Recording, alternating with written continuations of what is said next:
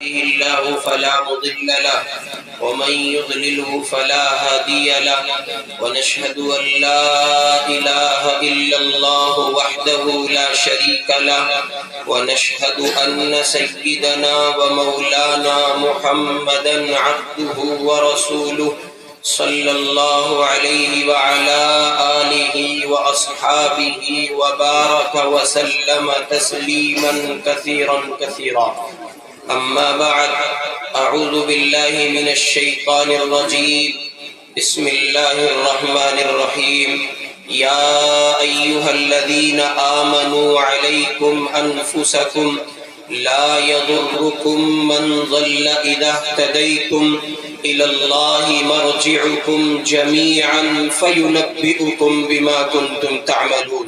وقال النبي صلى الله عليه وسلم: المسلم من سلم المسلمون من لسانه ويده. وقال عليه الصلاة والسلام: من ترك لله شيئا عوضه الله خيرا منه، أو كما قال صلى الله عليه وسلم. حضرت والا نے خطبہ پڑھ دیا ہے، بات شروع ہونے والی ہے، پھر بیچ میں جگہ خالی ہے، یہ بیٹھنے والے حضرات بھی اب بیٹھنے کی کوشش کریں. واللہ مانیے میری بات، انشاءاللہ بہت نفع ہوگا. چونکہ حضرت والا جو اس وقت آپ کو نصیحت فرمائیں گے وہ انشاءاللہ دلوں میں اترے گی، اور آپ عمل کی نیت سے بیٹھے ہیں. جیسے حضرت صدر محترم نے پہلے آپ سے وعدہ لیا تھا کہ سننا نہیں ہے بلکہ سن کر اس کو اپنی زندگی میں لانا ہے، تو اس کے لیے آپ مزاج بنائیں، ماحول بنائیں. یہ جگہ جو بیچ میں خالی ہے نا، یہ بالکل نہیں اچھی لگ رہی. بیٹا آگے کھو، یہ جگہ سب پر کرو، چاہے پیچھے جگہ خالی رہ جائے لیکن بیچ میں جگہ بالکل نہ خالی چھوڑو. آگے آ جاؤ، ہاں ایسے ایسے ماشاءاللہ. آؤ آئیے، ادھر سے بھی آئیے. اب اصل خطاب ہے، اور یہی جو ہے جلسے کا اصل جو ہے نا مغز یہی ہے، مکھن جو بھی کچھ ہے. بس آ جائیے آگے، بہت دل لگی کے ساتھ بیٹھیے. اور دوسری درخواست یہ ہے کہ آپ موبائل جو استعمال کر رہے ہیں اس میں ریکارڈنگ کریں، ویڈیو نہ بنائیں، ریکارڈنگ کر لیں. ویڈیو سے جو ہے پرہیز کریں. جی درود پاک پڑھیں. اللہم صلی علی سیدنا محمد.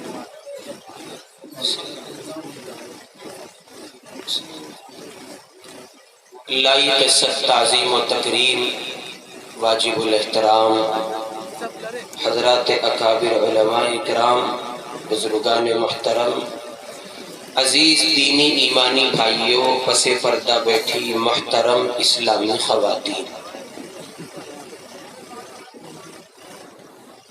آپ کے مدرسے کا یہ سالانہ جلسہ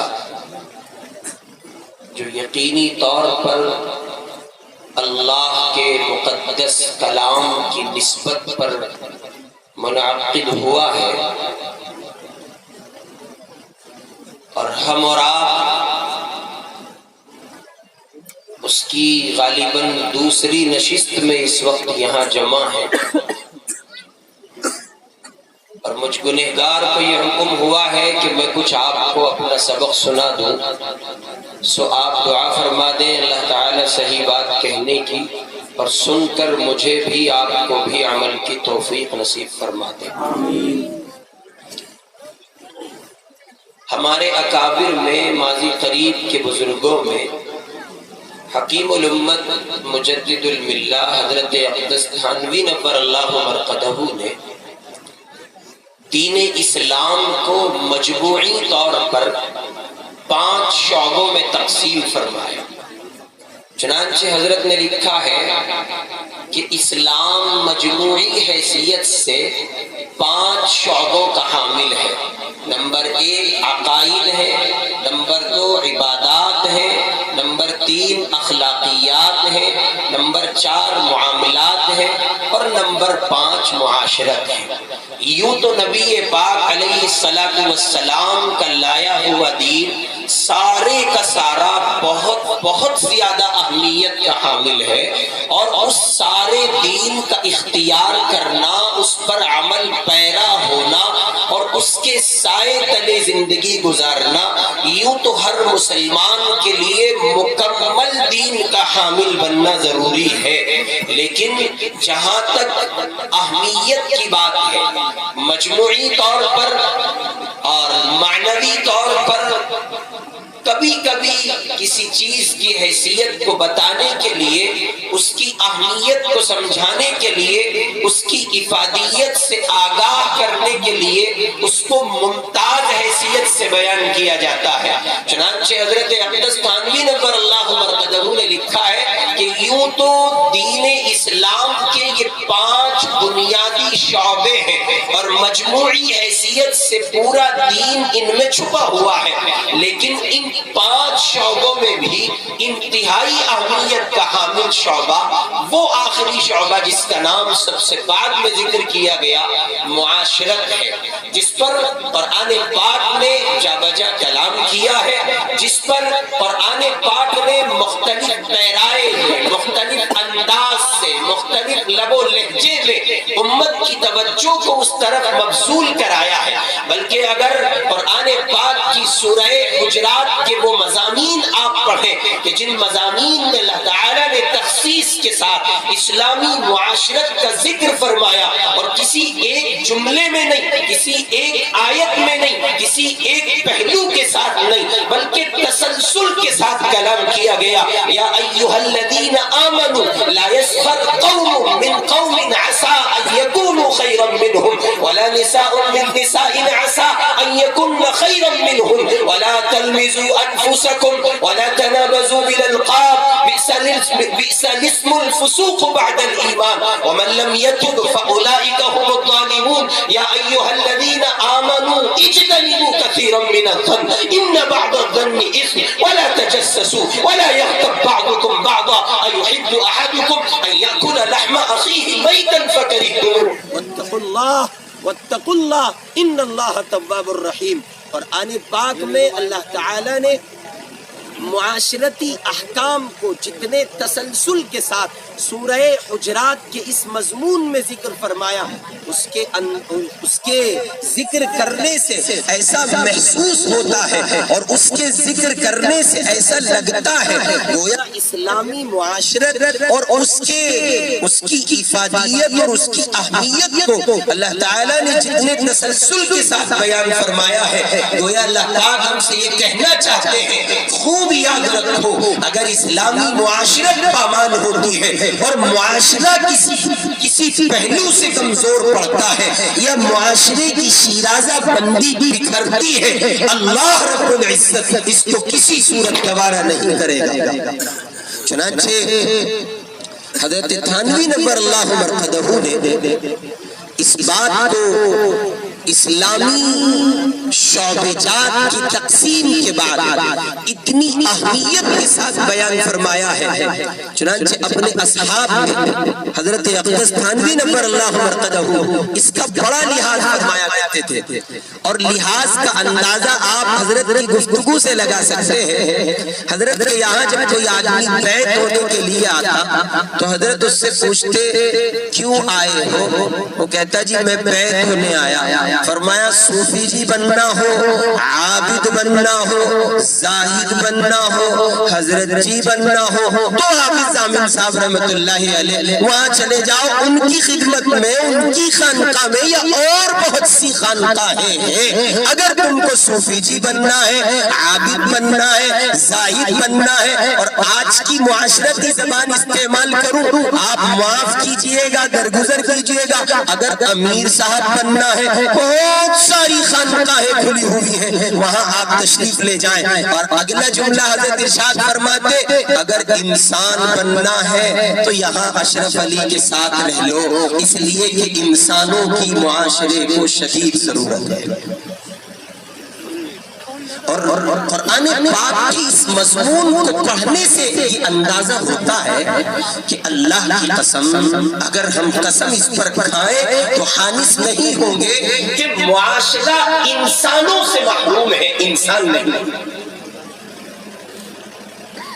بڑی بڑی نسبتوں کے مالک، بڑے بڑے عہدوں کے مالک، بڑی بڑی حکومتوں کے مالک، بڑی بڑی پوزیشنوں کے مالک افراد معاشرے میں موجود ہیں، لیکن جن کے لیے معاشرہ بنایا گیا تھا، جن کے لیے بزم کائنات کو سجایا گیا تھا، جن انسانوں سے اس کائنات کو اللہ تعالی نے مزین کیا تھا، وہ انسان ندارت ان انسانوں کی تلاش ہے۔ اللہ کرے کہ وہ انسان کہیں سے پھر سے لوٹ آئے۔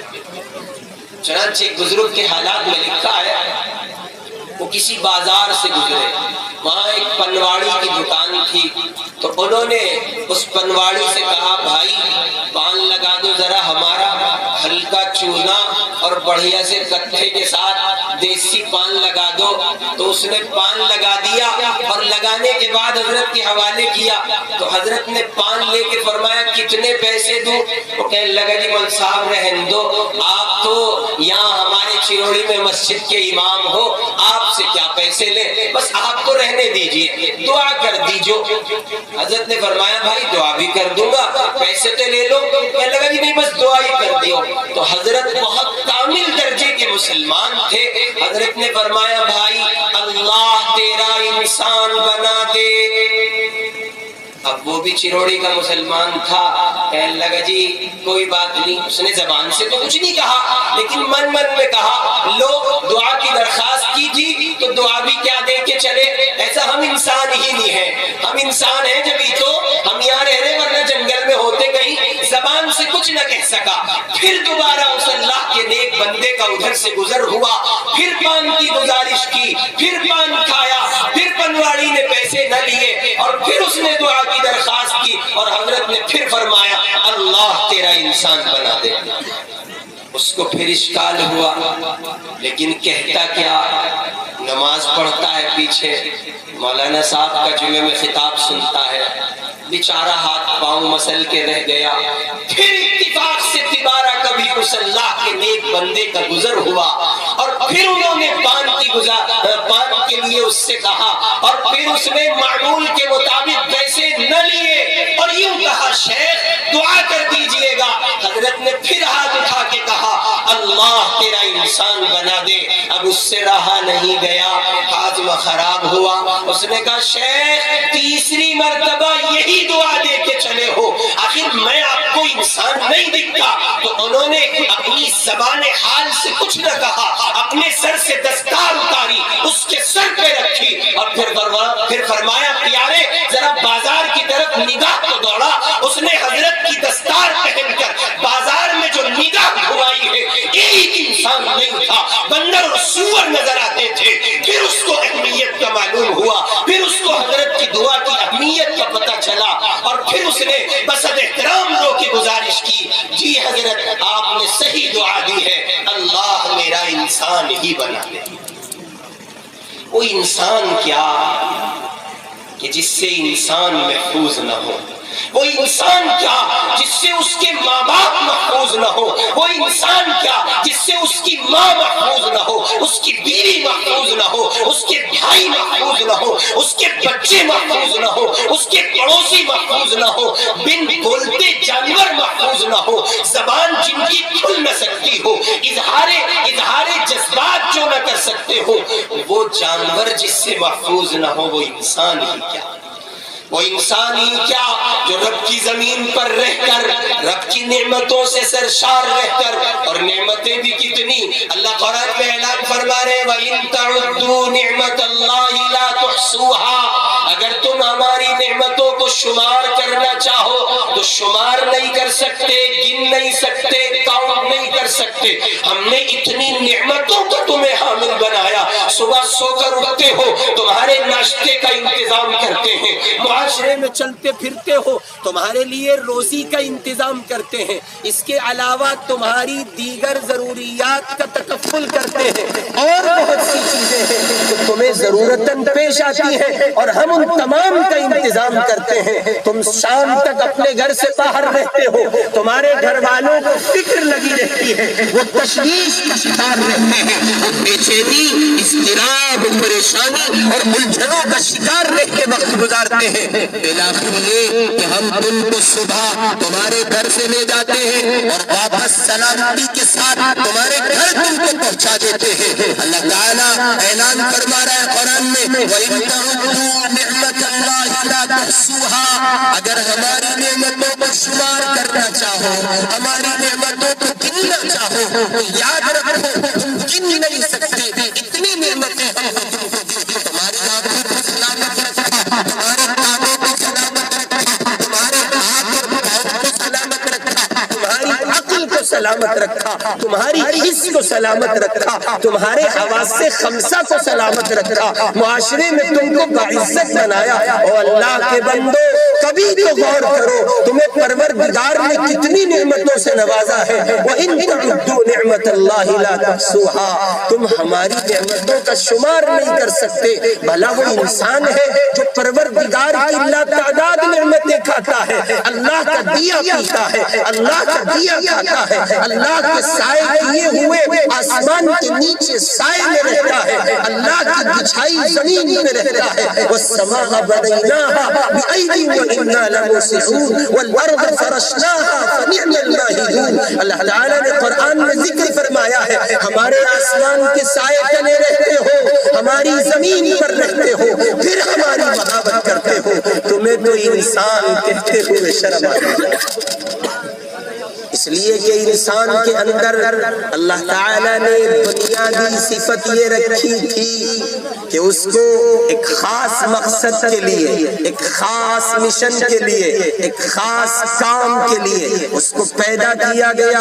وہ یوں ہی زندگی گزارنے کے لیے جانوروں کی طرح پیدا نہیں ہوا ہے، بلکہ قرآن پاک میں اللہ تعالیٰ اعلان فرما رہے وَمَا خَلَقْتُ الْجِنَّ وَالْإِنسَ إِلَّا لِيَعْبُدُونَ، ہم نے انسان و جنات کی تخلیق کی ہے اس لیے کہ وہ ہماری عبادت کرے۔ علامہ آلوسی رحمۃ اللہ علیہ نے روح المعانی میں لکھا ہے او لیعرفون، لیعبدون کا مطلب یہ کہ وہ ہمیں پہچانے، ہم اس کے خالق ہیں، ہم اس کے مالک ہیں، ہم اس کے پالن ہار ہیں، ہم اس کے رب ہیں، ہم اس کے داتا ہیں، ہر چھوٹی بڑی ضرورت ہم اس کی پوری کرتے ہیں۔ لہٰذا اس کی یہ ذمہ داری ہے وہ ہمیں پہچانے، اور پہچاننے کا مطلب یہ اس کی پیشانی کہیں اور نہیں جھکنی چاہیے، کلمات تشکر کسی اور کے لیے نہ ہو، کلمات صبر کسی اور کے لیے نہ ہو، اس کی زبان چلے تو اللہ کی مدح و ثنا میں چلے، اس کی آنکھیں جب دیکھنے کا قصد کرے وہ دیکھے جن کو اللہ نے حلال کیا ہے، اس کی زبان جب بولنے کا ارادہ کرے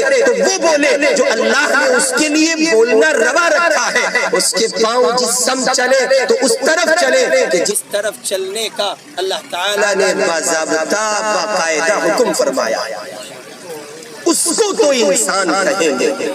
اور اگر کسی کے اندر یہ ساری باتیں نہ ہو تو آپ بتائیے وہ انسان ہے؟ بتا دیجئے وہ انسان ہے؟ انسان نہیں ہے، اس لیے کہ انسان کو تو اللہ تعالیٰ نے زمین پر اپنا خلیفہ بنایا۔ وَإِذْ قَالَ رَبُّكَ لِلْمَلَائِكَةِ إِنِّي جَاعِلٌ فِي الْأَرْضِ خَلِيفَةً، انسان کو اللہ تعالیٰ نے کیا بنایا بھائی؟ خلیفہ بنایا۔ اور دیکھو عجیب بات ہے، جب انسان کو اللہ تعالیٰ نے پیدا فرمایا تو فرشتوں نے ایک بات کہی، یوں کہا اللہ آپ ایک ایسی مخلوق پیدا فرما رہے ہیں جو فساد مچائے گی، مصیبتوں کا سامان کرے گی، حالات کے ساتھ دوچار ہوگی۔ پیارے اللہ آپ ایسی مخلوق بنا رہے، فرشتوں نے اعتراض نہیں کیا تھا بلکہ ان پر جو سوال کی شکل میں بات آئی وہ انہوں نے اللہ کے سامنے رکھی۔ پروردگار عالم نے یہ نہیں کہا کہ انسان ہم بنا رہے ہیں اس کی پوزیشن، اس کی صلاحیت، اس کی عقل، اس کا فہم، اس کا تدبر، اس کا دماغ، یہ سب کچھ اللہ نے ذکر نہیں فرمایا، بلکہ اگر پروردگار چاہتا ایک ایسا جامع مضمون ارشاد فرما سکتا تھا۔ فرشتے کبھی دوبارہ یہ تصور بھی نہ کرتے کسی اور مسئلے کو لے کر، لیکن اللہ نے فرشتوں کو قولی طور پر جواب نہیں دیا بلکہ ایک جملہ کہہ کے پروردگار عالم نے مضمون کی تکمیل فرمائی، اور اللہ تعالیٰ نے اعلان فرمایا انی اعلم ما لا تعلمون، میں جو جانتا ہوں وہ تم نہیں جانتے۔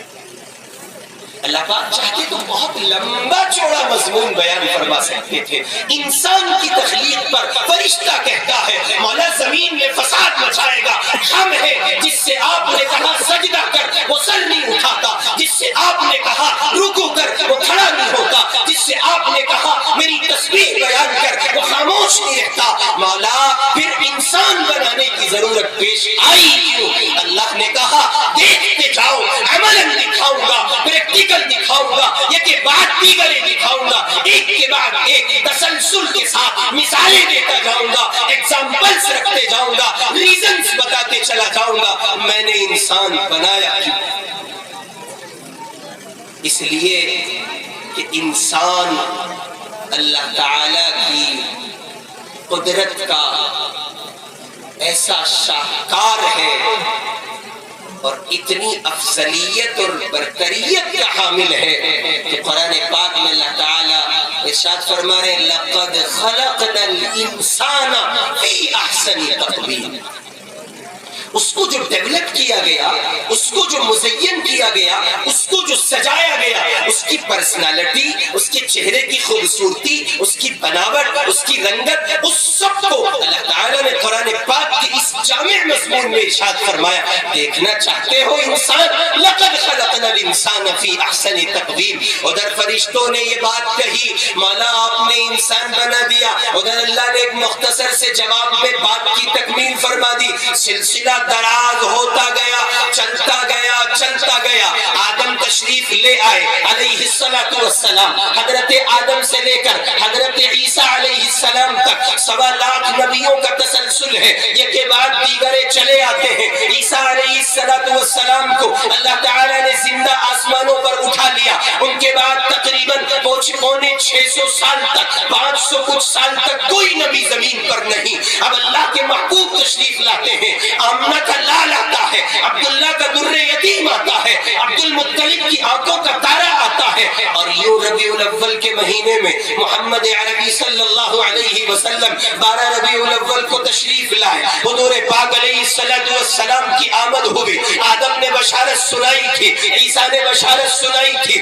اس درمیان کے سارے نبیوں نے بشارت سنائی تھی. ایک اللہ کا محبوب آئے گا، ایک نبی کا ایک اللہ کا پیغمبر آئے گا. وہ آخری نبی ہوں گے، ان کا نظام آخری، ان کا کلام آخری، ان کا پیغام آخری. جب وہ آ جائیں گے کسی کی آمد کی ضرورت نہیں بچے گی. ان کے آ جانے کے بعد کسی کے لیے روا نہیں ہوگی یہ بات کسی اور مذہب پر عمل کرے، کسی اور تعلیم پر عمل کرے، کسی اور کو فالو کرے. محمد آ چکے ہیں، اب کسی کی ضرورت نہیں ہے.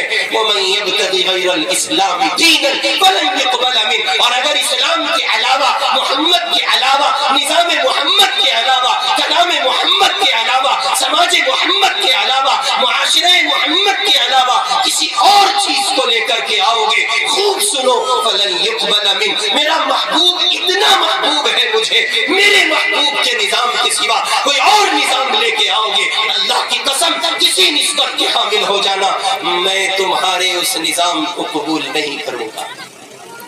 آقا تشریف لے آئے، عبد المطلب کی گود میں آئے.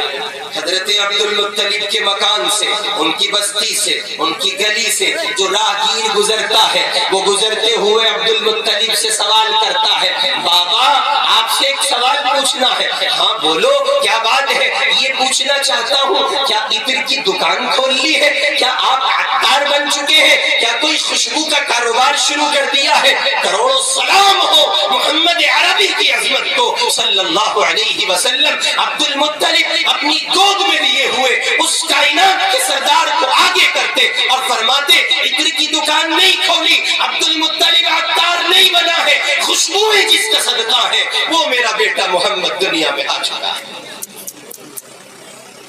کہیے صلی اللہ علیہ وسلم. حضور پاک علیہ السلام تشریف لے آئے. فرشتوں کا سوال ذہن میں رکھیے گا، اللہ آپ انسان کیوں بنا رہے ہیں؟ ہم آپ کو پریکٹیکل دکھائیں گے، عملی دکھائیں گے انسان کیوں بنایا. چنانچہ اللہ کے محبوب علیہ السلام نظام کی زندگی گزر رہی ہے. یہ بچپن تھا, یہ لڑکپن تھا, یہ جوانی تھی, اب عہد شباب کو پہنچے ہیں. عمر وہاں پہنچی جس عمر میں نبوت کا تاج رکھا جاتا ہے. چنانچہ تاج پہنا دیا گیا. آپ غار ہیرا میں معتکف ہیں. اللہ کا مقرر فرشتہ جبرائیل آتا ہے, آ کے کہتا ہے اقرأ باسم ربک الذی خلق خلق الانسان من علق اقرأ وربک الاکرم الذی علم بالقلم علم الانسان ما لم يعلم. وہ نظام, وہ کلام, وہ پیغام جس کو آدم سے لے کے عیسیٰ تک علیہ السلام ہر نبی نے بشارت کے طور پر رکھا تھا, آج جبرائیل کے واسطے سے اس کی ابتدا ہو رہی ہے. قرآن آ گیا, نظام آ گیا. مکہ المکرمہ کی 13 سالہ محنت اور اس کے بعد رسول پاک کی ہجرت اور مدینہ منورہ کا قیام. اب اللہ تعالیٰ وہ پریکٹیکل دکھا رہے ہیں ہم نے انسان کیوں بنایا. چنانچہ دور رسالت میں ایک واقعہ پیش آتا ہے. اللہ کے محبوب علیہ السلام موجود ہیں, ابو بکر بھی ہیں, عمر بھی ہیں, عثمان بھی ہیں, علی بھی ہیں, عائشہ بھی ہیں, فاطمہ بھی ہیں, سودا بھی ہے, اور ایک بڑی تعداد صحابہ و صحابیات کی موجود ہے رضی اللہ عنہم اجمعین. اللہ کے محبوب بھی ہیں, اور ایک اللہ کی بندی دربار رسالت میں حاضر ہوئی اور اس نے اپنے جرم کا, اپنی غلطی کا, اپنے گناہ کا اقرار کرتے ہوئے کہا اے اللہ کے محبوب, میں ایک گنہگار خاتون آپ کے دروازے پہ حاضر ہوں. میری حاضری کا مقصد یہ ہے, مجھ سے گناہ ہو گیا ہے, مجھ سے غلطی ہو گئی ہے, مجھ سے ایک غلطی سرزد ہو گئی. اللہ کے محبوب پوچھتے ہیں کون سی غلطی سرزد ہوئی؟ پیارے محبوب, مجھ سے زنا ہو گیا. مجھ سے کیا ہوا؟ زنا. مجھ سے زنا ہو گیا. دیکھو ایک بات بتا دوں, بیان تو حضرت مولانا رضوان صاحب کا ہوگا, سیدھی سی بات ہے. میں تو آپ سے گفتگو کے لیے بیٹھا ہوں, اس لیے آپ میرے لفظ بلفظ جواب دیں گے جب میں آپ سے پوچھوں گا. جی کیا کہا اس خاتون نے؟ اللہ کے محبوب مجھ سے زنا ہو گیا. تو حضور پاک علیہ السلام تو چونکہ امت کے لیے رؤوف ہیں, آپ تو رحیم ہیں, آپ سے زیادہ شفیق کون ہو سکتا ہے. آپ نے اس عورت کو ذرا سرسری اس عورت کی اس بات کو سرسری لیا, نظر انداز کرتے ہوئے فرمایا اللہ کی بندی تو سمجھ بھی رہی ہے, کہتی کیا جاتی ہے, کیا ہوا؟ جی ہاں اللہ کے محبوب سمجھ کے کہتی ہوں, مجھ سے گناہ ہوا ہے, گناہ میں زنا ہوا ہے, اس لیے کہتی ہوں جہنم نہیں سہ سکتی. دنیا کی سزا مل جائے گی, پاک ہو کے چلی جاؤں گی. جہنم کی سزا برداشت کرنا یہ میری دست قدرت سے باہر ہے. اللہ کے محبوب نے فرمایا کچھ دیر توقف کے بعد, اچھا ایک بات بتاؤ, اس گناہ کے نتیجے میں کچھ امید واقع ہوئی؟ تم کو لگتا ہے کہ ایسا کچھ ہو گیا؟ تو اس خاتون نے, اس اللہ کی برگزیدہ بندی نے جو ایک غلطی کا ارتکاب کر بیٹھی بحیثیت انسان, اس نے کہا ہاں ہاں اللہ کے لاڈلے, ایسا لگتا ہے جیسے مجھ سے زنا کے وجود کے بعد میں پریگننٹ ہو گئی ہوں, ایسا لگتا ہے جیسے استقرار حمل ہو چکا ہے. تو کروڑوں سلام ہو آقا پر, قرآن چونکہ اتر رہا تھا نظام کی تبدیلی کی بنیاد پر, اللہ کے محبوب نے شفقت فرمائی اور آپ کو خیال آیا غلطی اس سے ہو چکی ہے, اقرار کر چکی ہے, ممکن ہے اللہ کو اس کا اقرار پسند آ جائے, رب نظام میں تبدیلی کر دے اور سزا ملے بغیر اس کی جان بچ جائے. اس لیے آقا نے فرمایا اچھا ٹھیک ہے, پھر ہم تمہارے گناہ کی سزا تمہارے بچے کو نہیں دے سکتے. پھر میں کیا کروں؟ فرمایا واپس جاؤ, تب آنا جب بچہ پیدا ہو جائے. دن گزرے, مہینے گزرے, اور یوں مدت حمل تکمیل کو پہنچی, اور تقریباً 9 مہینے حمل کے قیام کے بعد, حمل کے استقرار کے بعد, پریگننسی کے ایام گزرنے کے بعد وہ خاتون, وہ اللہ کی بندی پھر حضور پاک کی خدمت میں حاضر ہوئی, اور اس نے آ کر کے پھر کہا اے اللہ کے لاڈلے حبیب, بچہ پیدا ہو گیا ہے, اپنی گود میں لائی ہوں, اب آپ مجھے سزا دلوا دیجئے. اس لیے میں دنیا میں عذاب سہ سکتی ہوں, جہنم کا عذاب سہنے کی سکت مجھ میں نہیں. آپ نے فرمایا تم اس کی ماں ہو؟ جی یا رسول اللہ, دودھ پلانا اس کا حق واجب ہے, تمہاری یہ اس کو دودھ پلاؤ، مدت رضاعت کی تکمیل کرو۔ جو عورت گناہ کرنے کے بعد سرکار دو عالم کی خدمت میں آئی ہو اس لیے کہ اسے سزا دلوا دی جائے، ذرا غور تو فرمائیے وہ روزانہ روتی کتنی ہوگی، وہ توبہ کس قدر کرتی ہوگی، وہ آنسو کتنے بہاتی ہوگی۔ اب 9 مہینے گزر چکے ہیں، اس پیریڈ میں اس نے کتنا اللہ کو منایا ہوگا، اور پھر اس کے بعد اس سے کہا جا رہا ہے مدت رضاعت کی تکمیل کرو۔ اب وہ مدت رضاعت کی تکمیل کے بعد لوٹ رہی ہے، اور اس کے ہاتھ میں، اس کی گود میں بچہ ہے، اور بچے کے ہاتھ میں روٹی کا ٹکڑا ہے جسے کترنے کی وہ کوششیں کرنے لگا ہے۔ وہ پھر آ کے کہتی ہے اللہ کے پیارے حبیب مجھے سزا دلوا دیجئے، پاک ہونا چاہتی ہوں، گناہ ہو چکا ہے، زنا کر چکی ہوں، غلطی ہو گئی ہے، دنیا میں پتھر کھا لوں گی، جہنم نہیں سہ سکتی۔ حضور پاک علیہ السلام نے انتظار فرمایا، اس 9 مہینے کی مدت میں حکم میں کوئی تبدیلی نہیں آئی، اس پورے 2 سال کے پیریڈ میں کوئی تبدیلی نہیں آئی۔ حضور پاک نے اعلان فرما دیا اب تو وہ ہو کے رہے گا جو اللہ نے نافذ کر دیا ہے، جو فیصلہ خداوندی ہے، جو قانون خداوندی ہے، اب وہ ہو کے رہے گا۔ چنانچہ اس عورت کو سنسار کیا گیا، وہ شادی شدہ خاتون تھی، وہ اللہ کی بندی شادی شدہ تھی، میرڈ لائف گزرتی تھی، اور اس سے یہ جرم ہوا تھا۔ حضور پاک علیہ السلام نے لوگوں کو حکم فرمایا جاؤ لے جاؤ اس کو سنسار کر دو۔ اس کو ایک گڑھے کے اندر اتنا دبا دیا گیا اور پھر پتھر مارے گئے، بالآخر یہ کہ اتنے مارے گئے کہ وہ اللہ کی بندی اپنی جان اپنے رب کے حوالے کر چکی، وہ فوت ہو گئی۔ اس کی تدفین ہوئی، میت کو دفنا دیا گیا، اور پھر مدینہ منورہ کی گلیوں میں کچھ چرچا سا رہا، کچھ باتیں سی رہی، کچھ گفت و شنید کا سلسلہ جاری رہا، اور کہنے والے کہتے جاتے تھے بھلا کیا ضرورت پڑی تھی اس عورت کو زنا کرنے کی، آخر شادی شدہ خاتون ہے، وہ بھول چکے تھے شاید، اور یہ لگ چکی وہ عہد صحابہ ہے، وہ عہد تابعین ہے، وہ عہد تبع تابعین ہے، اس لیے جملہ واپس لیتے ہیں، یوں نہیں کہتے کہ وہ بھول چکے تھے، وہ بھی انسان تھے، ان کی زبان سے یہ جملہ بھول کے طور پر نکلا۔ انہوں نے کہا کہ اس عورت کو کیا ضرورت پڑی تھی، یہ زنا کرتی، آخر شادی شدہ خاتون تھی۔ اس طرح کا کچھ گفتگو کا ماحول مدینہ منورہ میں رہا۔ اللہ کے محبوب علیہ السلام کے کان مبارک تک آواز پہنچی کہ لوگ اس جانے والی کو مطعون کر رہے ہیں، اور اس کے بارے میں طرح طرح کے جملے کسے جا رہے ہیں، فقرے کسے جا رہے ہیں، طرح طرح کی باتوں سے کہا جا رہا ہے۔ آپ اپنی کملی کے ساتھ مسجد نبوی کے منبر پر جلوہ افروز ہوئے اور بڑے سخت لہجے میں فرمایا اور لوگوں خوب سنو، خبردار اگر تم نے اس خاتون کے بارے میں ایک جملہ اپنی زبان سے کہا، اس اللہ کی بندی نے ایسی توبہ کی ہے اگر سارے مدینے پر تقسیم کر دی جائے تو سب کی مغفرت کے لیے کافی ہوگا۔ جی ہاں، جب اس عورت نے توبہ کی ہوگی، جب نبی پاک اس عورت نے توبہ کی ہوگی، نبی پاک کے حکم پر سنسار کیا گیا ہوگا، اور پتھروں کی ضربوں پر اس نے اپنے اللہ کی محبت کو محسوس کیا ہوگا، اور جب اس پر نبی پاک نے بشارت سنائی ہوگی، ایسی توبہ دینے کی مغفرت ممکن ہے۔ اللہ نے فرشتوں کو دکھایا ہوگا انسان ایسے بھی ہوتے ہیں۔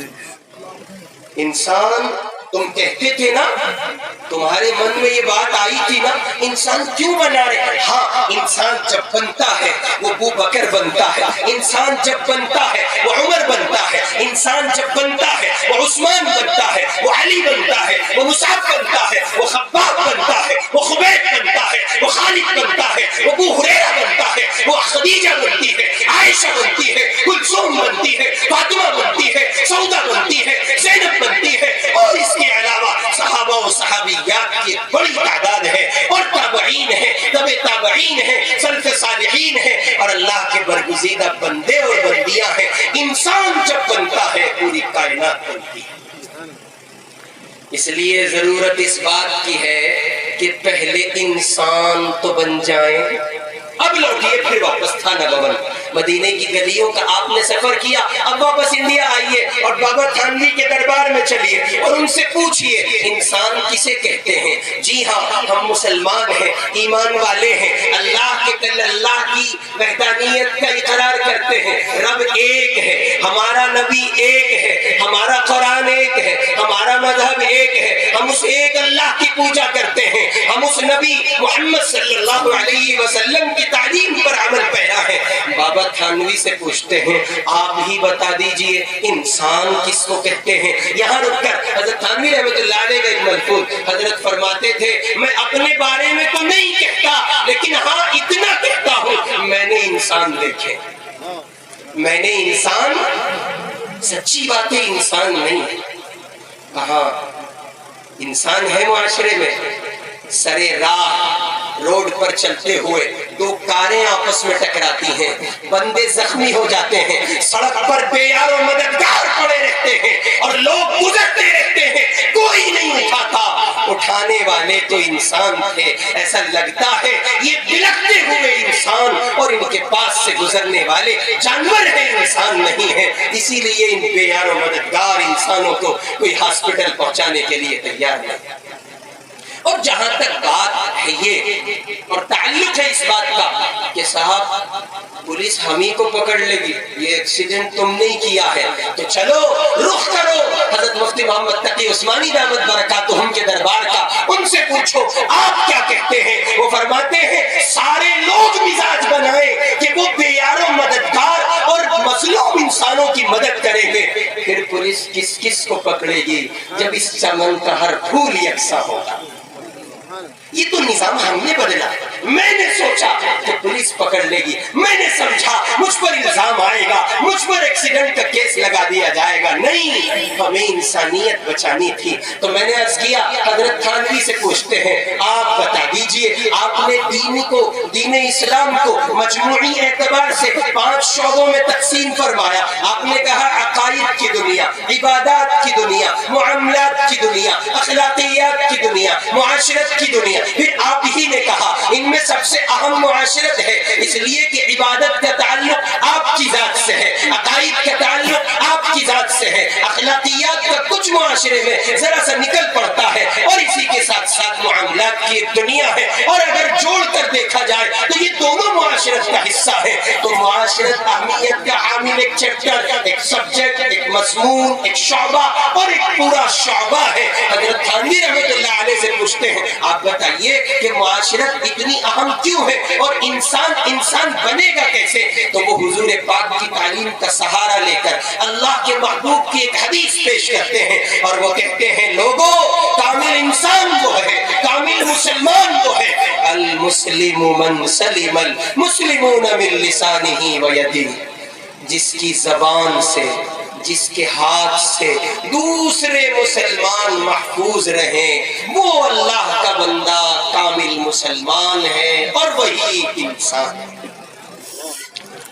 شیخ الاسلام حضرت مفتی محمد تقی عثمانی دامت برکاتہم لکھتے ہیں کہ اس آیت، اس حدیث پاک میں لفظ مسلمون کا ذکر اس لیے ہے چونکہ مسلمان کو مسلم معاشرے میں مسلمان ہی سے واسطہ پڑتا ہے، ورنہ اس حدیث پاک کا وسیع مفہوم یہ ہے مسلمان وہ ہے، کامل مسلمان وہ ہے جس کے ہاتھ سے، جس کی زبان سے دوسرے مسلمان ہی نہیں، صرف انسان ہی نہیں، کسی جانور کو بھی تکلیف نہ پہنچے، جانور بھی محفوظ رہیں، انسان بھی محفوظ رہیں، اور مسلمان تو اعلیٰ ترین درجات کے ساتھ محفوظ رہیں، وہ بندہ مسلمان ہے اور وہ بندہ انسان ہے۔ اب ہم ذرا سا اپنی ذات پر غور کر لیں، ہم کامل مسلمان ہیں؟ کیا ہمارے گھر والے ہماری طرف سے امن میں ہیں؟ کیا ہم اپنے ماں باپ کو آنکھیں نہیں دکھاتے؟ کیا ہم اپنی بہنوں کو لات اور گھوسے نہیں مارتے؟ کیا ہم ان کے بنائے ہوئے کھانوں میں فی نہیں نکالتے؟ کیا ہم اپنی ماں کو جواب نہیں دیتے؟ کیا ہم اپنی بیوی کو نہیں ستاتے؟ کیا ہم اپنے دوستوں کے سامنے ماں باپ کی تحقیر و تذلیل نہیں کرتے؟ کیا ہم حرام نہیں کھاتے؟ کیا ہم لوگوں کا مال ہڑپ نہیں کرتے؟ کیا ہم پڑوسیوں کو نہیں ستاتے؟ جی ہاں، ہم یہ سارے کام کرتے ہیں، تو پھر کامل مسلمان کہاں ہوئے؟ پھر انسان کہاں؟ آقا نے تو تعریف فرما دی نا، کامل مسلمان وہ کامل انسان وہ جس کو انسان بنایا گیا، انسانیت کا ہمدرد، انسانیت کا غمخوار، انسانیت کو بچانے والا، انسانیت کے تحفظات کی راہیں شکلیں بنانے والا، وہ انسان جس کے ہاتھ سے، وہ مسلمان جس کے ہاتھ اور زبان سے کسی کو تکلیف نہ پہنچے۔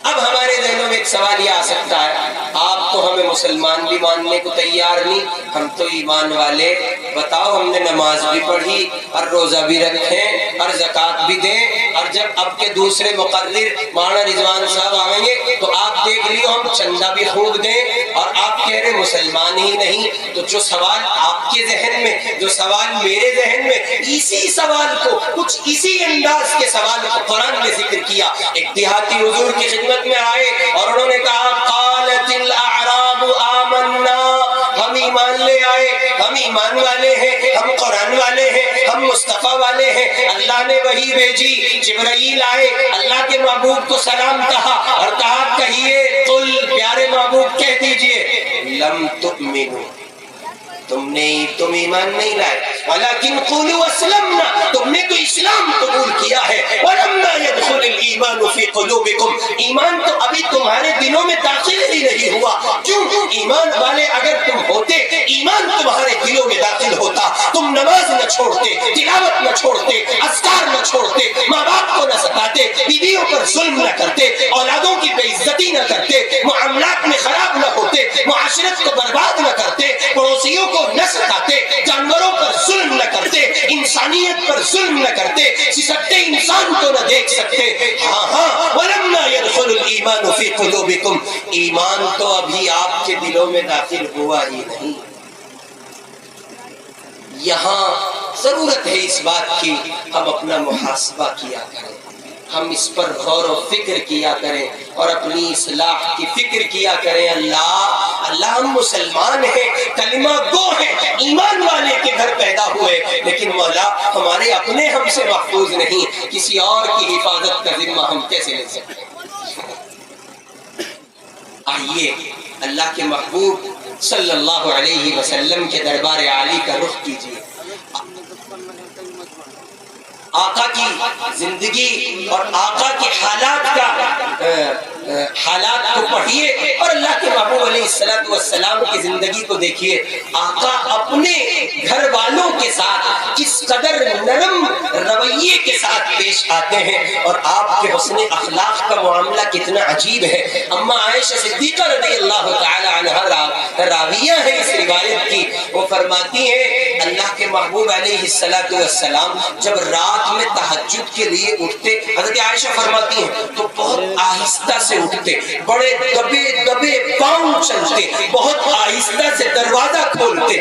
یہ تو عائشہ ہے نا، حضور کی بیوی ہے نا، یہ تو حضور کی صحابیہ بھی ہے نا، یہ تو اللہ نے ان کو ان کے نکاح میں دیا ہے، یہ تو حضور پر قربان ہے، یہ تو اللہ کے محبوب کی بیوی ہے۔ اگر حضور کی طرف سے تکلیف بھی پہنچ جائے گی، عائشہ کو کیا فکر ہوگی اور عائشہ کو کیا تکلیف ہوگی؟ عائشہ تو حضور پر نثار ہے، لیکن اللہ کے محبوب اس بیوی کے لیے، اس اپنی بیوی کے لیے، ہم سب کی اماں کے لیے، اپنی زوجہ کے لیے، جس کا رشتہ اللہ نے حضور سے کرایا، جبرائیل نے آقا کو دکھایا، یہ آپ کے نکاح میں آنے والی ہیں سیدہ عائشہ صدیقہ رضی اللہ تعالی عنہا۔ وہ فرماتی ہیں اللہ کے محبوب بہت آہستہ آہستہ آہستہ اٹھتے اور پھر آہستہ آہستہ باہر نکلتے، دبے دبے پاؤں چلتے۔ کیوں؟ حضور سے پوچھو آپ ایسا کیوں کرتے ہیں؟ تو آقا فرماتے ہیں میری عائشہ کی نیند خراب ہو جائے گی، اس لیے میں ایسا کرتا ہوں۔ اور ہمارا حال ابھی حضرت فرما رہے مظفر نگر کے لوگ بھی بیٹھے ہیں تو بتا دوں ہمارا حال۔ مول صاحب اسے جوتے کی نوک پر رکھو، کہاں سر پہ بٹھان لگ رہے، یہ نہیں سدھرتی خامخواہ کی بات۔ ان مولویوں یہ جملے ہوتے ہیں دیہات میں، وہ بتا بھائی، یعنی مسجد سے تعلیم سن کے نکلے، باہر آئے، وہ بتایا اسے امام صاحب کو کیا ہو گیا، بتا لو یہ بھی سر پہ بٹھان کا پکا ہو رہا ہے۔ ایسا ہے کہ نہیں ہے؟ یہ معاشرتی زبان ہے ہماری، ایسا ہے۔ اگر کسی عالم نے بیوی کے فضائل، اس کی حیثیت، اس کی عظمت کو بیان کر دیا، اس کے گھر کا معاملہ ٹھیک نہیں بھائی، وہ غریب مجرم ہو گیا، یہ مضمون ذکر کر۔ تو بھائی اگر آپ ایک عالم کو بیوی کے ساتھ ان تعلقات کی بنیاد پر مجرم قرار دو گے، اللہ کی قسم ایمان خطرے میں پڑ جائے گا، چونکہ اس سے کہیں زیادہ اعلیٰ کردار مصطفیٰ کا ہے اپنی بیویوں کے ساتھ صلی اللہ علیہ وسلم۔ اور آ جائیے بیویوں کے بعد بہنوں کے ساتھ ہمارا کیا رویہ ہے اس پر تبصرے کی ضرورت نہیں، بھائیوں کے ساتھ کیا رویہ ہے اس پر تبصرے کی ضرورت نہیں، اس لیے کہ سب حالات ہیں۔ ماں باپ کے ساتھ کیا رویہ ہے، پچھلی مرتبہ آپ کے یہاں نشست میں حاضر ہوا تھا یہ عاجز، آپ نے تفصیل سے سنا تھا۔ غرض یہ کہ ہماری زندگیوں کے جتنے رشتے ہیں جو رشتے داری کی بنیاد پر قائم ہیں یا تعلق داری کی بنیاد پر قائم ہیں یا محض پڑوس کی بنیاد پر قائم ہیں یا انسانیت کی بنیاد پر قائم ہے، ہمارے ہاتھ سے اور ہماری زبان سے کوئی رشتہ محفوظ نہیں، ہم کسی کو نہیں بخشتے۔ اور پھر کہنے کو ہم کیا کہتے ہیں، ہم سے بڑا مسلمان کون ہے؟ ایمانداری سے بتاؤ، اسی کا نام اسلام ہے، اسی کا نام مسلمانی ہے۔ شریعت کا رخ کرو، حضور سے پوچھو کہ کسی کو تکلیف دینے کی سزا کیا ہے۔ اللہ کے محبوب کعبۃ اللہ میں کھڑے ہیں، صحن حرم میں ہے، کعبہ سامنے ہے، حضور کعبے کو مخاطب کر کے کہتے ہیں اور اللہ کے مقدس گھر تو بہت زیادہ لائق احترام ہے، لیکن تجھ سے کہیں زیادہ لائق احترام ہے ایک مسلمان۔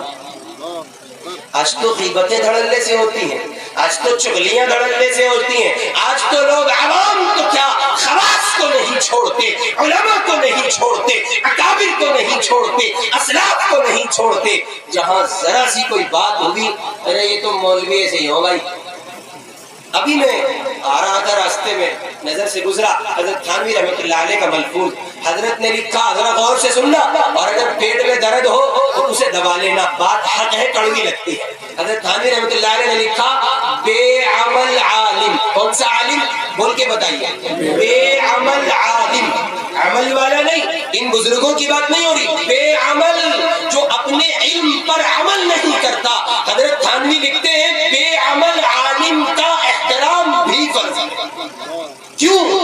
اس لیے کہ، اور وہ پھر ثابت کرتے ہیں قرآن پاک کی اس آیت سے جس میں یہ حکم دیا گیا کہ ماں باپ اگر مشرک بھی ہو تو بھی احترام ضروری ہے، تو بھی حسن سلوک ضروری ہے۔ حضرت فرماتے ہیں اس کے سینے میں جو علم نبوی ہے، جو چراغ محمدی جلتا ہے، اس چراغ، اس علم کی نسبت پر اس عالم بے عمل کا احترام ضروری ہے۔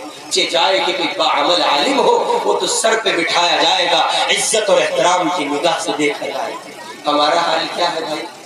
اور کیا حضرت شیخ کا شعر پڑھنے کو جی چاہتا؟ حضرت شیخ پڑھا کرتے تھے، جب تبصرہ کبھی شیخ کرتے تو فرماتے تھے، کس کس کو روئیے، کس کس کا شکوہ کیجئے، کس کو روئیے، آرام بڑی چیز ہے صاحب، منہ ڈھک کے سوئیے۔ سچی بات ہے، اوپر سے لے کے نیچے تک باپ باپ نہ رہا، بیٹے بیٹے نہ رہے، بیٹیاں بیٹیاں نہ رہی، بہنیں بہنیں نہ رہی، بھائی بھائی نہ رہے، پڑوسی پڑوسی نہ رہا، رشتہ دار نہ رہا، مسلمان نہ رہا، انسان نہ رہا، اس چمن کے ہو گئے جس چمن کا ہر پھول ہر ڈال سوکھ چکا۔ نہیں میرے بھائی، ہم تو قرآن والے ہیں، ہم تو مسلمان ہیں، مصطفیٰ والے ہیں۔ اپنے محبوب کو تو دیکھو، اپنے لاڈلے حبیب کو تو دیکھو، اللہ کے نبی کو تو دیکھو، حضور اکرم صلی اللہ علیہ وسلم کا کردار تو دیکھو۔ ہم اپنوں کو ستاتے ہیں، مسلمانوں پر ظلم کرتے ہیں، اور وہاں صورتحال یہ ہے۔ اماں عائشہ کہتی ہیں، اللہ کے محبوب آپ کی زندگی کا سب سے زیادہ درد بھرا دن کون سا تھا، درد بھرا سفر کون سا تھا، درد بھری رودات کون سی ہے؟ پیارے آقا بتا تو دیجئے، آپ کو سب سے زیادہ تکلیف کب ہوئی تھی؟ کروڑوں सलाम हो अम्मा आयशा की अजमत को। उन्होंने ये सवाल पूछ के हमारे दिलों का बोझ हल्का कर दिया। आप अलैहिस्सलाम ने जवाब देके हम लोगों तक एक पैगाम पहुंचा दिया। अम्मा आयशा कहती हैं, मैंने अल्लाह के महबूब से सवाल किया, अल्लाह के लाडले हबीब बता दीजिए आपकी जिंदगी का सबसे ज्यादा गम भरा दिन कौन सा है। हुजूर की आंखें नम हो गई और बड़े दर्द के साथ फरमाया, आयशा जानना चाहती हो मेरा सबसे ज्यादा कर्बनाक दिन कौन सा था, दर्दनाक दिन कौन सा था, इस्तिराब की कैफियत वाली घड़ियां कौन सी थी? मैं बताता हूँ आयशा, मैंने बड़ी उम्मीदों से सफर किया था, बड़े मान के साथ मैं ताइफ गया था। मुझे उम्मीद थी मेरी बात को रद्द नहीं किया जाएगा, मेरी बात को सुन लिया जाएगा। लेकिन आयशा मैं तुम्हें क्या बताऊं उन्होंने मेरे साथ क्या क्या किया।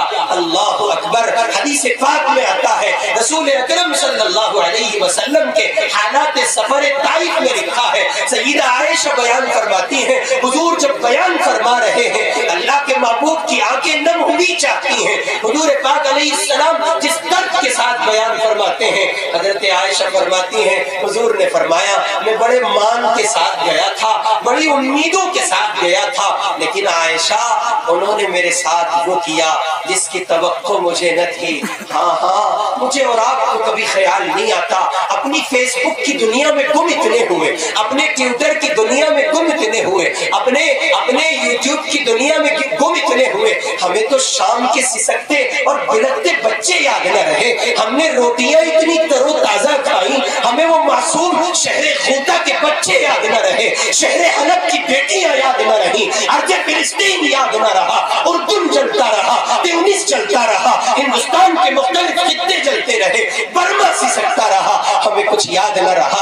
क्यों? इसलिए कि हम हुजूर के सच्चे उम्मती बनकर जिंदगी नहीं गुजार रहे, हमने इस्लामियात को छोड़ दिया, हमने मुआशरत को छोड़ दिया। हुजूर ने फरमाया था हुजूर पाक ने फरमाया अल मुस्लिमु अखुल मुस्लिम, अल्लाह के कुरान ने कहा इन्नमल मुमिनूना इख्वा, ये सारे मोमिन तो आपस में भाई भाई हैं, ये सारे मुसलमान आपस में भाई। मुसलमानों की मिसाल ऐसे जैसे इंसान के जिस्म के दो अलग अलग आज़ा, एक में दर्द होता है, दूसरा आज़्म महसूस करता है, तकलीफ पहुंचती है। यहाँ तो मामला उल्टा है, शाम सिसक रहा है, हिंदुस्तान के मुसलमानों की पेशानी पर तो बल भी नहीं आए, उन्होंने तो अभी कुनूत नाज़िला भी शुरू नहीं की, उनके घरों में सदक़ात का मामूल न रहा, उनके घर की औरतों ने रोजे न रखे, और तो और उन्होंने हाथ उठाकर शाम के मजलूम लोगों के लिए दुआएं तक न की, उन्होंने आंसू न बहाए। कयामत का दिन होगा, मुस्तफा का सामना होगा, मोहम्मद की अदालत होगी सल्लल्लाहु अलैहि वसल्लम, और शहरे होता की वो मासूम बच्ची, अभी हाल ही में मुफ्ती अबू लुबाबा शाह मंसूर पड़ोस के एक आलिम है, शेखुल इस्लाम हज़रत मुफ्ती मोहम्मद तकी उस्मानी दामत बरकातुहुम के रिलीफ कैंप के जरिए शाह अबू लुबाबा शाह मंसूर मुल्क शाम तशरीफ ले गए। उन्होंने अपने सफरनामे में ये रिपोर्ट लिखी है, उन्होंने बाकायदा बताया कि जब मैं शहरे खोता में गया एक बच्ची का विसाल होने लगा। चिरोड़ी के मुसलमानों दिल पे हाथ रख के सुनो, उस मासूम ने क्या कह दिया, बहुत कुछ छुपा है उसके जुमले में, बहुत दर्द है। वो अल्लाह की बंदी मासूम सी फूल सी बच्ची जान दे रही है और उसकी जबान पे आखिरी जुमला था, मैं अपने अल्लाह को सब कुछ बता दूंगी, मैं अल्लाह को जाके सब बता दूंगी। चिरोड़ी के लोग सोचो वो क्या क्या बताएगी, वो ये भी बताएंगे अल्लाह हमारी माओ की इज्जतें लुटती रही और हिंदुस्तान के मुसलमान थे, उन्होंने हमारे लिए दुआएं तक न की, उन्होंने कुनूत नाज़िला तक न पढ़ी, वो हमारी तरफ से सदका ही कर देते, वो तो खूब तरोताजा रोटियां खा रहे थे। मुसलमानों शाम सिसक रहा है, ईमानदारी से बताओ तुम खाना खाने बैठे हो और लुक़मा तुमने हाथ में लिया हो और सालन में उसको लगा लिया हो, क्या तुम्हें ख्याल आया शाम के हजारों बच्चे ऐसे एक हफ्ते में 400 बच्चों की शहादतें वाक़ई हुई, वो मेरी आपकी बहनें होंगी, मेरी आपकी बच्चियां होंगी, वो मोहम्मद की उम्मत में है सल्लल्लाहु अलैहि वसल्लम। ये उसी उम्मत की उसी उम्मत के हालात हैं जिसके लिए अल्लाह के महबूब फरमा रहे आयशा बड़े मान के साथ गया था, बड़ी उम्मीद के साथ गया था, लेकिन उन्होंने मेरे साथ वो किया जिसकी मुझे उम्मीद न थी। क्या जवाब दोगे उस बच्ची को? कयामत में वो आएगी, ہاتھ پکڑے گی, پکڑ کے لے جائے گی. تم تو بڑے جلسے کرتے تھے نا, تم تو بڑے دیندار بنتے تھے, تم تو زکات صدقات خیرات بہت لوٹاتے تھے, اور تم تو شادی کے نام پر لاکھوں کروڑوں روپیہ صرف کرتے تھے. تم نے تو اپنی بیٹی کو دلہن بنانے کے لیے لاکھوں روپے صرف کیے تھے نا. تمہیں ہماری یاد نہیں آئی؟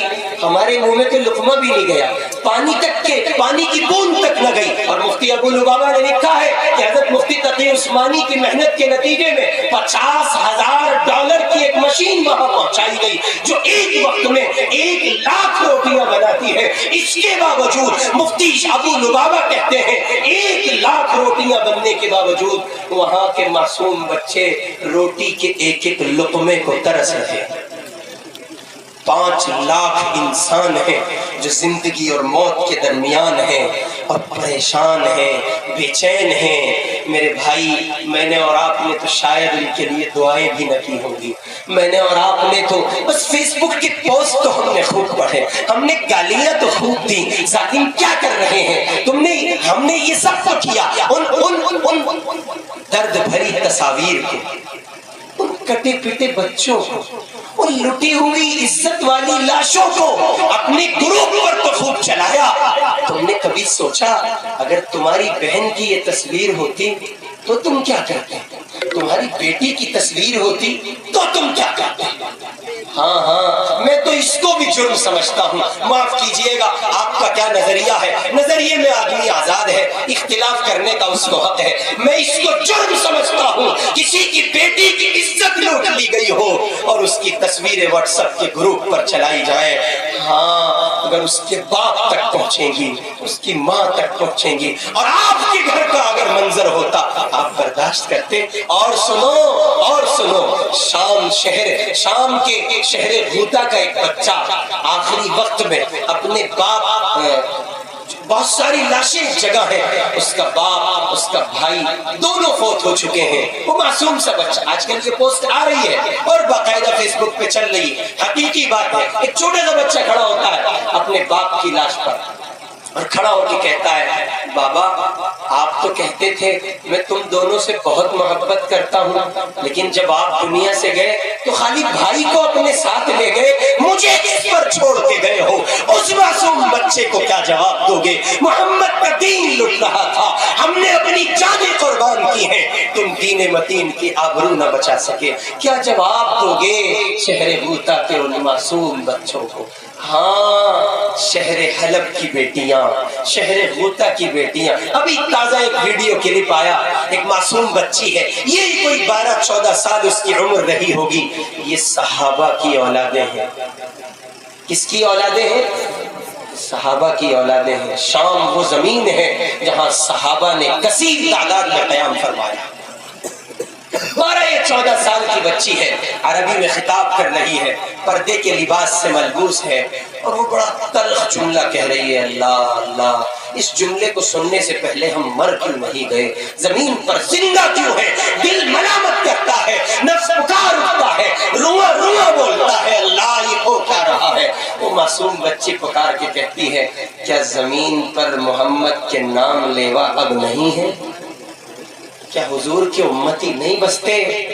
ارے ہم انہی کی اولاد. اگلا جملہ سنو, معصوم بچی کہتی ہے, ہم انہی کی اولادیں ہیں جن کی برکت سے تمہیں دین اسلام کی سوغات ملی ہے.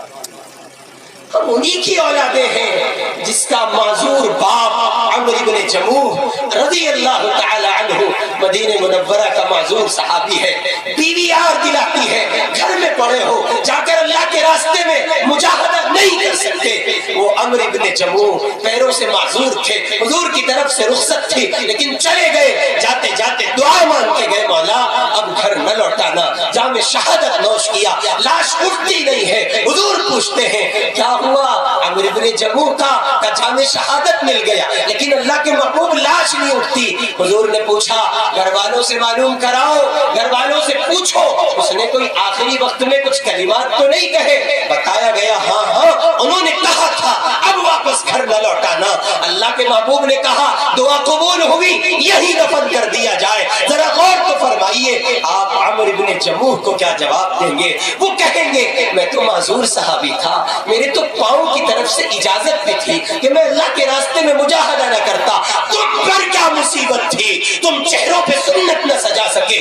تم پر کیا مصیبت تھی؟ پاؤں پر ٹخنوں سے اوپر پاجامہ یا پینٹ نہ پہن سکے. تم پر کیا مصیبت تھی؟ اپنی معاشرت کو زندہ نہ کر سکے. تم پر کیا مصیبت تھی؟ معاملات اچھے نہ کر سکے. تم پر کیا مصیبت تھی؟ بہنوں کو ستایا, ماؤں کو ستایا, باپ کو ستایا, علماء کو ستایا, اکابر کو ستایا, غیبتیں کرتے رہے, چغلیاں کرتے رہے, محمد کے دین کا جنازہ نکالتے رہے. ہم تو معذور ہو کر دین بچا لے گئے, تم سے اپنی ذات نہ بچائی جا سکی. ہاں میرے بھائی, شاید ہمارے پاس اس وقت کوئی جواب نہیں. سیدہ عائشہ صدیقہ رضی اللہ تعالیٰ عنہ فرماتی ہیں اللہ کے محبوب علیہ السلام آپ کی زندگی کا سب سے بڑا دکھ درد بھرا دن, فرمایا عائشہ طائف والا دن ہے. کیا ہوا تھا ذرا پوچھ تو لیجئے, اللہ کے محبوب ہوا کیا تھا؟ آؤ صحابی کے دربار کا رخ کرتے ہیں. ایک صحابی روایت نقل کرتے ہیں, وہ کہتے ہیں اللہ کے محبوب علیہ السلام نے جب طائف کا سفر کیا تو آپ پر وہاں کے اوباش لوگوں نے جو تشدد کیا, جو ظلم کیا, جو ستم ڈھائے, وہ اس درجے جا تو میرا رب کا بندہ ہے. اپنی پلیٹ میں اسے شریک کیا اور اپنی پلیٹ میں شریک کرنے کے بعد ایک موٹا سا آلو کا قطلہ تھا, وہ اٹھایا اور آدھا اس کو کہا اس کو کھا. اس نے آدھا کھایا اور آدھا بچا ہوا اس کا جھوٹا آلو کا قطلہ سید عطا اللہ شاہ صاحب بخاری رحمت اللہ علیہ خود کھا گئے. امیر شریعت جن کو کہا گیا, حضور کی اولاد میں سے جو تھے, سلسلہ جن کا سیدہ فاطمہ سے ملتا تھا رضی اللہ تعالی عنہا, ان کے لیے ان کا عمل دیکھیے, انہوں نے آدھا آلو کا قطلہ یہ اٹھا کے کھلایا اور آدھا خود کھا لیا. اور پھر اس نے کچھ دیر کے بعد پانی مانگا تو شاہ صاحب نے گلاس بھر کے پانی دیا اور اس سے کہا آدھا پینا اور بقیہ بچا کے مجھے دے دینا. اس نے آدھا بچا ہوا حضرت کو واپس دے دیا اور حضرت نے اس کا جھوٹا پانی پیا. میں آپ سے ایک سوال پوچھتا ہوں, برکت تو شاہ صاحب کے جھوٹے میں تھی نا, برکت اور خیر تو شاہ صاحب کے جھوٹے میں چھپی تھی, پھر شاہ صاحب نے اس کا جھوٹا کیوں پیا؟ شاہ صاحب نے اس کا جھوٹا کیا کھایا؟ بتانا تھا انسانیت اس کا نام ہے, انسان بن کے جیو, اللہ کے بندوں کی فکر کرو. چنانچہ شاہ صاحب علیہ الرحمہ کہ اس عمل سے وہ اتنا متاثر ہوا کہ وہ گھر گیا اور تقریباً 1 یا 2 گھنٹے کے بعد یا شام کی نشست کے بعد وہ واپس لوٹ کے آیا اور اس نے آ کے کہا, وہ اکیلا نہیں آیا, اپنے ساتھ اپنی بیوی کو لایا, اپنے ایک بیٹے کو لایا اور اس نے کہا شاہ جی اگر اسلام یہ ہے جو آپ نے پیش کیا ہے, میں بھی کہتا ہوں اشہد ان لا الہ الا اللہ و اشہد ان محمد رسول اللہ. جب اسلام کا نظام پیش کیا جاتا ہے, اسلامی تعلیمات پیش کی جاتی ہیں تو وہ رنگ لے کے وہ کیا کرتی ہیں بھائی, وہ رنگ لاتی ہیں. لہٰذا آج کی اس مجلس میں یہ عہد کریں اور اس نیت کے ساتھ توبہ کی نیت کر لیں کہ اپنے آپ کو بدلیں گے, کامل مسلمان بنیں گے, کامل انسان بنیں گے, انسانیت کا درد لے کر معاشرے میں چلیں گے اور پھریں گے. اور کامل مسلمان کی پہچان کیا؟ المسلم من سلم المسلمون من لسانه ويده. کامل مسلمان وہ ہے جس کی زبان اور جس کے ہاتھ سے دوسرے مسلمان اور بقیہ پوری انسانیت محفوظ رہے. اگر ہم نے اور آپ نے اس سبجیکٹ پر, حدیث کی اس ٹکڑے پر, شریعت کی اس تعلیم پر اور حضور پاک کے بتائے اس نسخے پر عمل کر لیا, پھر معاشرے میں بے چینیاں, اضطراب, الجھنے, ٹینشنیں, دشمنیاں, عداوتیں نہیں ہوں گی, بلکہ وہ سارا کا سارا نظام مفقود ہو جائے گا, وہ سب کا سب ختم ہو جائے گا. بس ضرورت اس بات کی ہے ہم اپنے آپ کو سمجھیں, اپنے کردار کو سمجھیں اور ایک کامل مسلمان بن کے زندگی گزاریں. مستورات بھی یقیناً سن رہی ہوں گی, اس لیے ان کے لیے بھی آخر میں ایک پیغام, یا ایھا الذین آمنوا علیکم انفسکم, ایمان والو اپنی فکر کرو, ایمان والیو اپنی فکر کرو, چکر میں نہ پڑو. عبداللہ کیا کر رہا ہے, عبد الرشید کیا کر رہا ہے, ہارون کیا کر رہا ہے, معاویہ کیا کر رہا ہے, میرا پڑوسی کیا کرتا ہے, میرا رشتہ دار کیا کرتا ہے, نہیں, ہمیں تو یہ فکر کرنی ہے کہ ہم کیا کر رہے ہیں۔ اللہ تعالیٰ قرآن میں کہتا ہے اگر تم ہدایت پر رہے کائنات کی کوئی شے تمہیں گمراہ نہیں کر سکتی۔ اس لیے میں ماں و بہنوں سے، بچیوں سے گزارش کروں گا، آپ اپنے کردار کو بدلیں اور آپ بھی ایک کامل مومنہ، کامل مسلمہ اور کامل عورت بن کے زندگی گزاریں۔ یہ مضمون بھی اتنا اہم ہے، اور بس اس درد کے ساتھ اس مضمون کی تکمیل کرتا ہوں، کاش کہ ہماری آج کی مائیں بہنیں حقیقت میں ماں ہوتی تو کتنا اچھا تھا، حقیقت میں بہن ہوتی تو کتنا اچھا تھا، حقیقت میں بیٹی ہوتی تو کتنا اچھا تھا، اور حقیقت میں بیوی ہوتی تو کتنا اچھا تھا۔ ماں بہنوں کے لیے ایک پیغام ہے۔ ایک بہت بڑے بزرگ گزرے ہیں، ان کا نام تھا شیخ ابو قدامہ شامی رحمت اللہ علیہ۔ وہ ملک شام کی سرزمین پر ایک مرتبہ، آخری بات ہے، اعلاء کلمت اللہ کے لیے آواز لگا رہے ہیں، اور مسجد میں انہوں نے اعلان کیا، کون ہے جو اللہ کے دین کی سربلندی کے لیے راہ خدا کے سفر کے لیے اپنا نام لکھائے۔ ادھر انہوں نے تقریر فرمائی، ادھر انہوں نے تشکیل فرمائی، اور ایک بڑی جماعت لشکر جرار کی طرح تیار ہوئی۔ وہ اپنی جانوں کا سودا کرنے کے لیے، جانوں کا نذرانہ پیش کرنے کے لیے وہ ابو قدامہ شامی کے ہاتھ پر بیعت کر چکے ہیں، اور کفر سے، کفر کی طاقتوں سے نبرد آزما ان کو ہونا ہے، جنگ لڑنی ہے، اسلام کے جھنڈے کو بلند کرنا ہے۔ ہاں یہ سارے کے سارے لوگ ابو قدامہ شامی کے ہاتھ پر بیعت ہو چکے ہیں اور تشکیل ہو چکی ہے۔ ملک شام کے اس شہر میں وہاں یہ معاملہ عمل میں آیا۔